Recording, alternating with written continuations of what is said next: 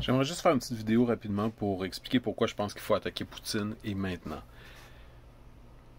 Premièrement, on va parler de l'éléphant dans la pièce. Je parle pas de ma bédaine. Le seul avantage que la Russie a, c'est la quantité d'armes nucléaires. Puis il faut comprendre que c'est pas vraiment un avantage.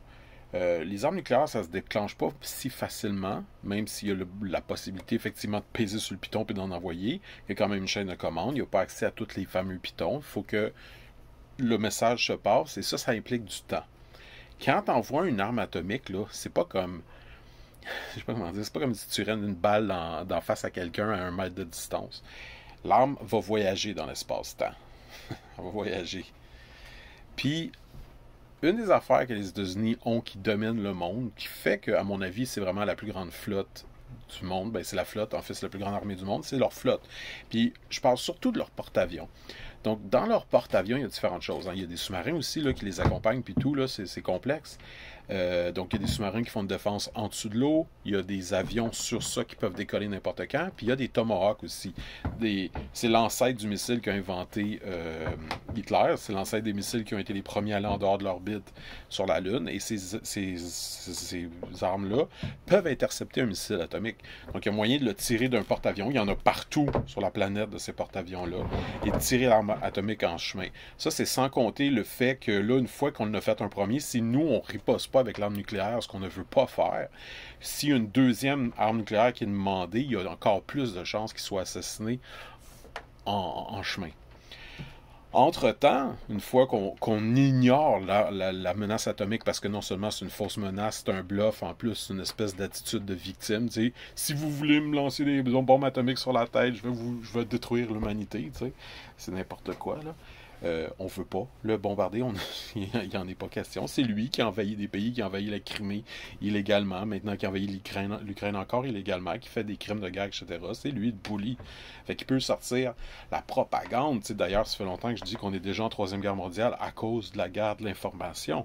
La propagande elle-même est un outil de guerre, puis ça fait longtemps que la machine à propagande russe est partie.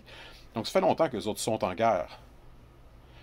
Là, la question, c'est est-ce que nous autres, on va joindre à un moment donné ou on va laisser beaucoup de civils et d'innocents se faire tuer en chemin, tu sais. Bref. Si on tasse tout ça, comme je disais, de côté, ben là, on arrive à une confrontation essentiellement d'avion contre avion. Puis, comme disait mon grand-père parachutiste, lieutenant du 1er bataillon de parachutistes, le plus grand arme, c'est la longue vue. C'est voir. Puis les radars américains, français sont de beaucoup supérieurs aux technologies russes. Donc, tu sais, il faut pas le voir comme un jeu vidéo, là. Il faut pas le voir comme, je sais pas, tu sais, notre avion va avoir 80% de dommages, mais la leur va avoir 100% de dommages, puis on va avoir le temps de se réparer, puis whatever. Non, c'est plus comme, en général, il va y avoir des accidents, il va y avoir des pertes de notre côté, c'est inévitable, mais en général, nos avions vont démolir les leurs facilement parce qu'ils ne nous verront pas venir, on va les voir de loin, nos missiles ont des téléguidés, sont mieux téléguidés, etc. Donc d'un point de vue technologique, dans les airs, on les domine. Euh, D'un point de vue des mers, on les domine. Là, après, il reste les troupes, mais bon, on voit que juste l'Ukraine tout seul est capable d'arrêter l'armée, qui, soit dit en passant, n'a même pas la motivation d'avancer. Donc ça, c'est triste un peu de dire qu'on va les utiliser comme une chair à canon, les Russes, mais il ne faut pas oublier que ceux qui sont sur le front tirent sur des civils en suivant des ordres bêtement. Fait qu'à quelque part, ils ont déjà creusé leur propre tombe, puis ils vont manger la claque parce qu'ils n'arrêtent pas de tirer puis de tuer des innocents, des enfants, des civils, etc. Fait que ça, c'est l'analyse militaire simplifiée de la situation. Je sais que tu sais, on vit dans une société où le monde parle tout le temps comme de l'amour, puis de l'intelligence, puis l'un et l'autre, puis il y a du monde qui a beaucoup d'amour, puis moins d'intelligence, puis vice-versa, puis un peu des deux, puis nanana, mais c'est comme, la réalité, c'est que c'est un triangle, right? Si tu comprends pas la volonté dans l'équation, tu comprends pas. Ça prend absolument une compréhension de la nature plus animale, du rapport de force, du rapport militaire, puis c'est pas une question d'intelligence. Tu sais, Poutine, il est passé de psychopathe, de se calisser de tuer du monde, à paranoïaque. Là, il pense que c'est lui la victime, puis tout le monde veut l'attaquer. C'est un criminel de guerre. C'est pas une question d'intelligence. C'est pas une question de manque d'amour tant que ça. C'est vraiment plus une question de volonté avec un manque d'amour. Puis, avec, à mon avis, un manque d'intelligence. Il a sous-estimé énormément beaucoup de facteurs dans sa fameuse guerre de désinformation, tout ça. Mais là où je veux en venir, c'est que quand tu comprends la place de la volonté, tu vois que c'est fort dans l'équation. Le fameux triangle que je viens de dire, tu sors un peu de la dualité. Tu sors un petit peu ah, ben, tu sais, t'es un peu plus là, t'es un peu plus là. Tu sais, c'est l'équilibre entre la tête puis le cœur. Puis non, non, c'est plus fondamental que ça. Il y a un rapport de force de base ici qui est le rapport de l'animal à l'animal, qui est le rapport de brut, de force. Donc, une fois qu'on considère cet élément-là, on voit que en ce moment, comme disait Einstein, le problème avec le mal, c'est pas tant qu'il existe des psychopathes puis le mal, c'est que les hommes de bien font rien, c'est qu'on manque de volonté. On parle beaucoup d'amour et d'intelligence, mais où est notre volonté là-dedans?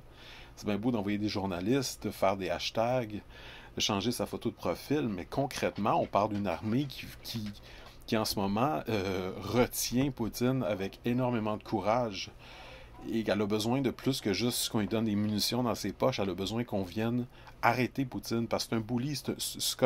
C'est comme si il y avait une femme qui se faisait violer de l'autre bord de la rue, puis tu te dis, ben, tu sais, je la connais pas, c'est pas ma race, c'est pas moi. Puis là, en plus, si tu décides que peut-être tu devrais prendre position dans le fait qu'elle se fait violer, le bully te regarde, puis il dit, viens pas interférer, tu vas le regretter. Ah, ben là, il m'a dit que je le regretterais.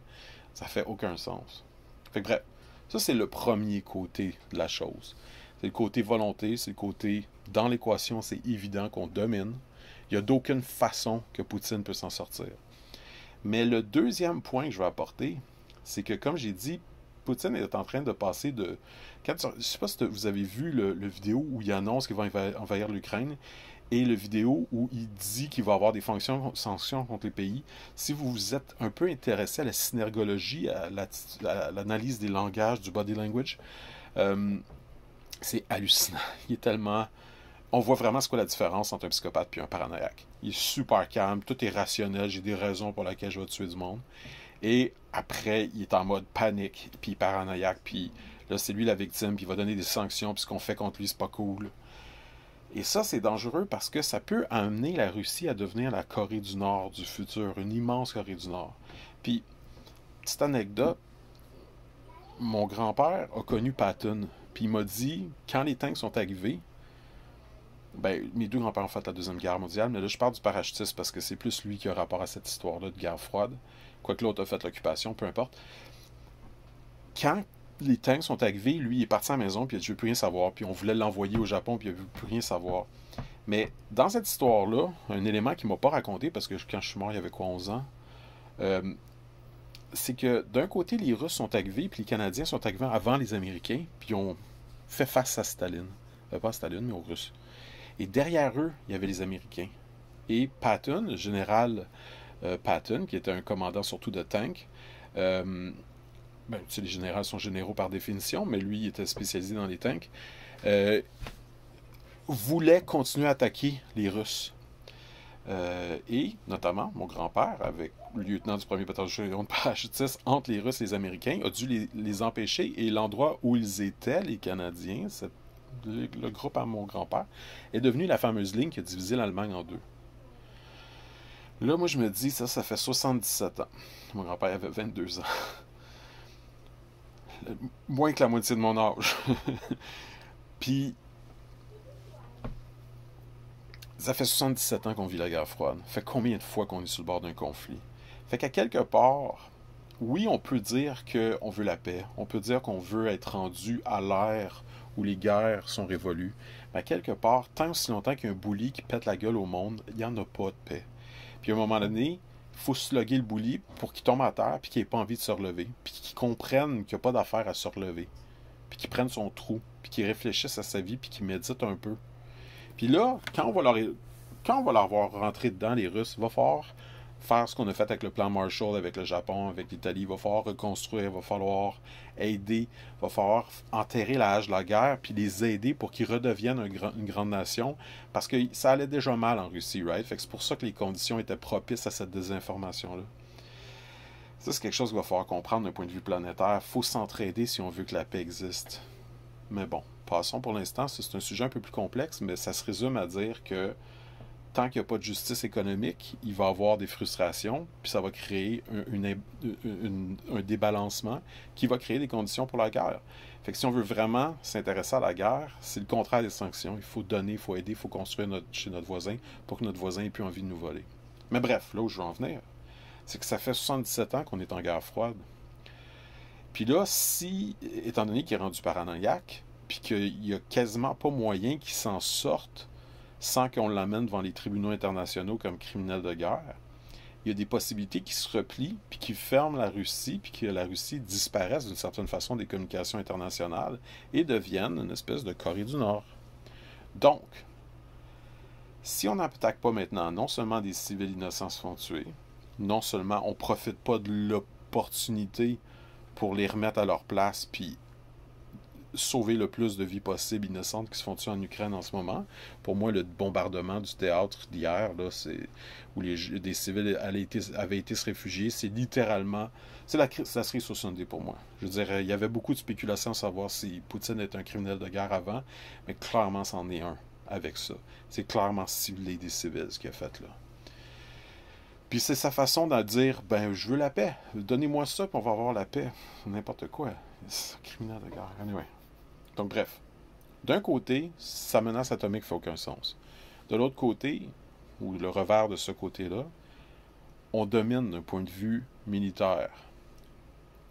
De l'autre côté, si on n'attaque pas maintenant, ils vont se replier, puis soit ils vont avoir une révolution interne comme les bolcheviks, la Révolution française, puis ça va couler le sang comme ça n'a pas d'allure. Ou ils vont se fermer comme une Corée du Nord. Dans les deux cas, ça va être pire qu'attaquer les troupes au sol qui en ce moment tuent des innocents. Donc, il faut absolument prendre l'opportunité maintenant pour leur foncer dedans. Puis je dis tout ça parce que c'est important l'opinion publique. On le voit, c'est beaucoup une guerre de désinformation, c'est beaucoup une guerre de la pression qu'on met sur nos dirigeants, de l'opinion qui se partage. Puis je veux mettre mon grain de sel, ma goutte d'eau dans l'océan pour dire faut absolument attaquer Poutine et son armée en ce moment. C'est le moment pour le faire. Puis voyez-le comme vous voulez. Voyez-le avec votre cœur, avec votre calcul mathématique. Voyez-le avec votre volonté. Si tu le vois avec la volonté, tu vois qu'on domine cette situation-là. Si tu le vois avec ton cœur, tu vois qu'il faut qu'on aide ces gens-là. Si tu le vois avec ton côté calculateur, tu sais qu'il faut dès maintenant attaquer les forces de Poutine pour qu'il y ait moins de morts au final. Tu sais, des fois, tuer une personne qui, elle, n'arrête pas d'en tuer, c'est une façon de sauver des vies. C'est comme être un globule blanc dans le corps systémique qu'est la planète. Puis c'est aller aider à concrètement guérir. Parce que des fois, tuer avec détachement, comme le disait Krishna dans la Bhagavad Gita, c'est accomplir un devoir, puis c'est rendre service à l'humanité. Fait que nos frères et sœurs en Ukraine ont besoin de nous, puis c'est à notre tour.